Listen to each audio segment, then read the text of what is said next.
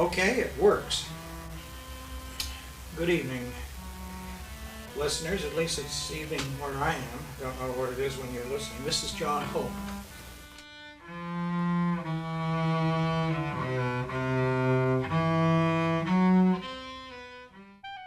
I would say school desocialized me. I went to the best schools and I came out in the best colleges, and I came out, and I had been a successful student, and so done all the right things.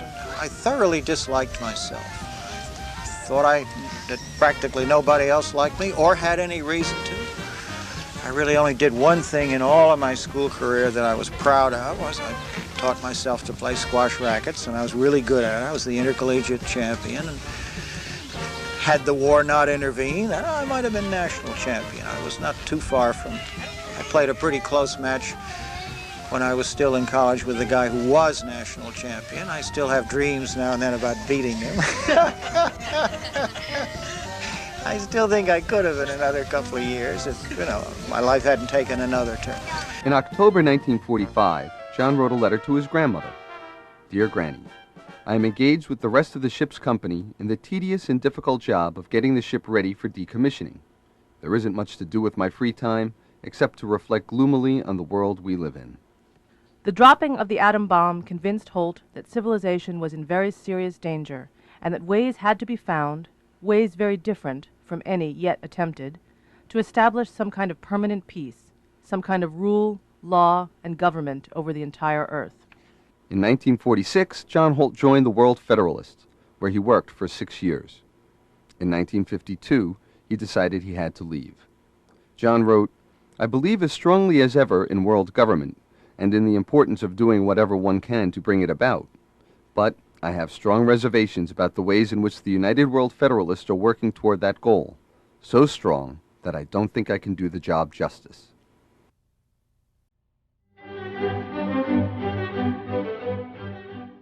After leaving the United World Federalists, Holt traveled in Europe for a year. Soon after he returned in the summer of 1953, he visited his sister's family in New Mexico and learned about the Colorado Rocky Mountain School. I started teaching, actually, 4 years before that in 1953 in a small secondary school in Colorado. And I began as an altogether conventional teacher, perhaps with one exception. I really liked almost all of the kids, and I enjoyed their company. So I didn't have some hang-up about an absolutely silent classroom, but basically I believed in the curriculum, the assignments, the homework, the tests. I was known as a very hard grader and all that kind of stuff, high standards, all that stuff. Only I discovered from experience what anybody discovers, that most of that stuff that's being taught isn't being learned, and most of the stuff that was taught in the past was forgotten. Most of these teenagers had been to perhaps private schools, perhaps reasonably competent public schools. Most of them didn't know even elementary arithmetic. I guess some could add and subtract, some couldn't. Hardly any could multiply and divide. So it was clear that the teaching wasn't producing the learning, and I wondered why not. I said that fear is the enemy of learning. I also saw that as long as we attempt to decide what children are going to learn, as long as we attempt to compel learning, inevitably fear is what we generate. I mean, this was a school which didn't believe in punishment. They believed in seduction, but in approval, in praise, all those great things, positive self-concept. These children had been turned into what I call praise junkies, and they had learned to be dependent on a steady diet of approval from the adults. And when they weren't getting it, they had withdrawal symptoms. In fact, the fear that they might not get it. They were as afraid of failure as if they'd been hit with sticks. Not that I approve of that. So I realized that it is impossible to try to coerce other people's learning without making them afraid and without making them into these kind of tricksters. At the same time, I was seeing a lot of very young children, my sister's children, other children that I knew, and I realized that young infants were, this is a commonplace today, believe me, this was a radical thought. In 1960, the babies are scientists. They're enormously dedicated, energetic, resourceful, skillful learners. Much better. Little teeny kids are much better at learning than almost any adult. So I said, why not let them do what they're already good at doing? Let the school be a place where they can continue their exploration of the world, only using perhaps more resources than they might find at home. It seemed easy to do. Didn't cost money. Seemed perfectly out. Well, they didn't do it. I spent quite a lot of time talking about it. I had no idea what an unpopular... I didn't think of this, that this would be a radical idea. John settled in Boston in 1957 and lived all his remaining years in this building. John's first book, How Children Fail, based on his teaching experiences, appeared in 1964, and Holt was, as he described it, catapulted into public life. By 1968, John Holt was recognized as one of the leading school reformers of his time. During this period, he spent as many as 4 days out of 5 on the road, lecturing, visiting schools, meeting potential allies and friends. In 1968, he wrote, "I am meeting a lot of people in education who seem to be thinking in very much the ways I am, or at least seem to be ready to start thinking that way." A few years later, this was less true, due to changes in Holt's thinking, the changes in the educational climate, and perhaps the fact that fewer people than he had supposed had ever seriously agreed with him in the first place.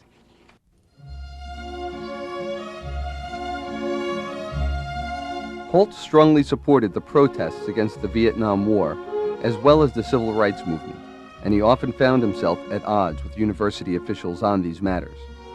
John Holt stopped teaching and working for universities and founded Holt Associates in April 1970. He described it as an educational consulting firm, but it was essentially just a place for John to conduct whatever business he deemed important to his work. By the early 70s, a back-to-basics wave of reform was sweeping the country, and educators denounced free schools. Holt was asked why the free school movement failed. He replied, And I would say that,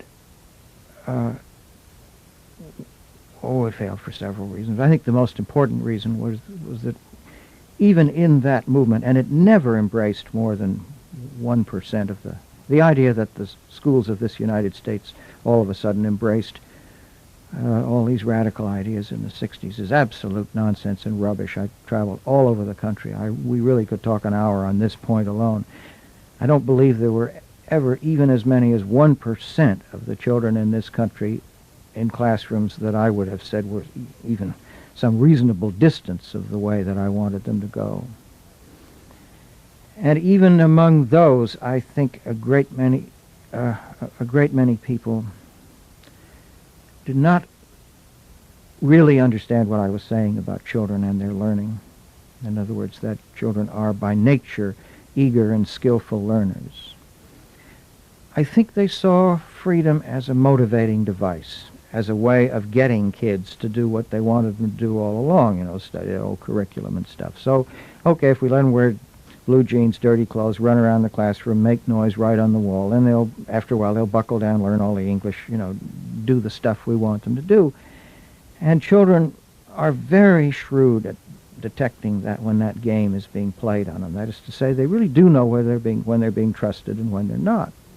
And very few of these people, whatever they might have said, trusted them in the sense that trusted them as learners. In 1970, Ivan Illich wrote Deschooling Society, and this, and many other of Illich's ideas, influenced John Holt's thinking in obvious ways. Holt went to Cuernavaca, Mexico to study with Illich at CIDOC, the Center for Intercultural Documentation. Holt was fascinated by what Illich was saying about making knowledge and skill more accessible. It confirmed and built upon what he had, by this time, come to believe quite strongly about education. A big challenge to Illich's vision, that it lacked any concrete proposals for change, was in a sense a challenge to Holt's thinking as well, because Holt saw himself more as a tactician than as a prophet, and could not, temperamentally as well as philosophically and practically, let such a challenge go unmet. He could not stop at the question, what kind of society do we want, but had to ask, how do we get there as well? One of my philosophical foundations has to do with children in society. And I've come to believe that one of the worst things we have done to children, and done it almost entirely with good intentions, is to create what I call an institution of modern childhood. Now, this has been going on, I guess, for roughly a couple of 100 years. Hard to say exactly where it began, but at any rate, by various changes in law and custom, and for reasons partly philosophical and partly economic, the separation of work from homes and so forth, we have taken children out of the mainstream of adult life, where until quite recently they always lived, and put them in, tried to make for them some kind of a special world of their own, which may be attractive, may be less so, but in any case it is a world of their own, designed for them, manned by child specialists of one kind or another. Until this happened, children, as I say, grew up in the mainstream of adult life. Everything that adults did, they did within, under the eyes of children. So they saw it all, courtship, marriage, sex, birth, death, sickness, disease, age, work, play, religion, ceremony, war. I mean, whatever we did, they saw, and on the whole, as far as their strength and competence allowed, they did it with us. Very quickly in their lives, they became useful, important members of society. To have a lot of children was to be rich, because they more than earned their keep after ages of 5 or 6. And I'm not talking about children working in the bottom of coal mines.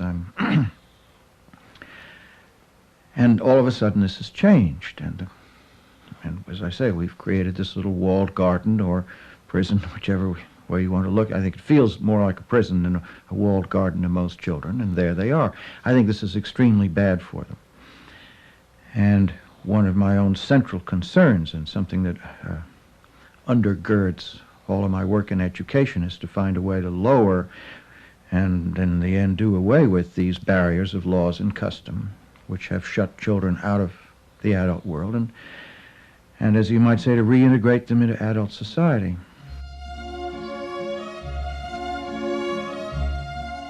An interviewer for the British Broadcasting Corporation asked John where he went to school. Well, I'm going to surprise you by saying I never answer that question, because I've really come to believe that people's schooling is a matter of their private business, and that people shouldn't be required to answer questions about it. But more than that, since schooling has become a kind of a short way of making judgments about people and their worth, and etc., since I can't undo my schooling, the best I can do is to refuse to talk about it, and I do all the time at home. On my Vita, whatever they call it, your little biographical sheets, I don't have anything down about my schooling. What I do say is that practically everything I know I learned outside of school, and indeed learned outside of anything that would ordinarily be called a learning situation. It's important to me. I'm looking for, I'm striving to reach a point in time where people will not be judged by where they went to school. This is one of the great functions of schools, of course, is to put some kind of mark on people, like brand that we put on cattle in our West, so that everybody can say, oh yes, you're a so-and-so, you're a so-and-so, and I would like to see that not happen. And this is a very modest start in that direction. Moving beyond alternative schools, Holt envisioned alternatives to school in 1976 in his book Instead of Education. 1 year later, in August 1977, John Holt printed the first issue of Growing Without Schooling magazine as his way of implementing what he called his nickel-and-dime theory of social change, which Holt described this way. Important and lasting social change always comes slowly, and only when people change their lives, not just their political beliefs or parties. It is a process that takes place over time. John's subsequent book, Teach Your Own, in 1981, established homeschooling as an alternative to school. John was asked, Do people understand and appreciate what you are saying about children and learning? Now, I think a substantial number of homeschoolers agree with me, but this is already a sort of a highly selected group within the population. These are people who, to a degree rather rare in society, really appreciate their children, like their daily company, pay a kind of sustained and serious attention to what they do, find fascinating, as I do, their growth, their learning, the ways in which these little people explore the world. If you like that, it's the most interesting and marvelous thing in the world, and these people do. So it's not hard for them, or at least a lot of them, to hear what I am saying about children as autonomous and self-motivated learners. And even those who may begin skeptical will soon see in the lives of their children evidence to support that. So they're ready to move in that direction. But in the general public, no. The general public, like the majority of schools, is deeply committed against freedom, deeply committed to the idea that children won't do anything good unless somebody makes them. Growing without schooling is John's legacy to his extended family. Today, we can see that this legacy will continue well into the 21st century.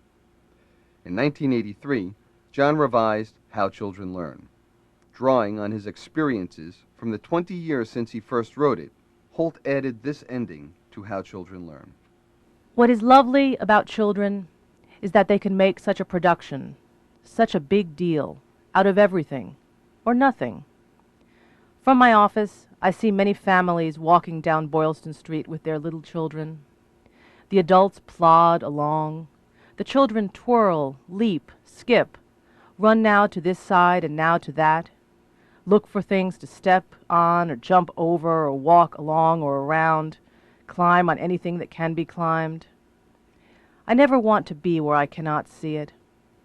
All that energy and foolishness, all that curiosity, questions, talk, all those fierce passions, inconsolable sorrows, immoderate joys, seem to many a nuisance to be endured, if not a disease to be cured. To me they are a national asset, a treasure beyond price, more necessary to our health and our very survival than any oil or uranium or name what you will. One day in the public garden I see, on a small patch of grass under some trees, a father and a 2-year-old girl. The father is lying down. The little girl runs everywhere. What joy to run! Suddenly she stops, looks intently at the ground, bends down, picks something up. A twig! She stands up, runs again, sees a pigeon, chases it, suddenly stops and looks up into the sunlit trees, seeing what? Perhaps a squirrel, perhaps a bird, perhaps just the shape and colors of the leaves in the sun. Then she bends down, finds something else, picks it up, examines it. A leaf, another miracle. Gears, twigs, leaves. Little children love the world. That is why they are so good at learning about it. For it is love, not tricks and techniques of thought, that lies at the heart of all true learning. Can we bring ourselves to let children learn and grow through that love?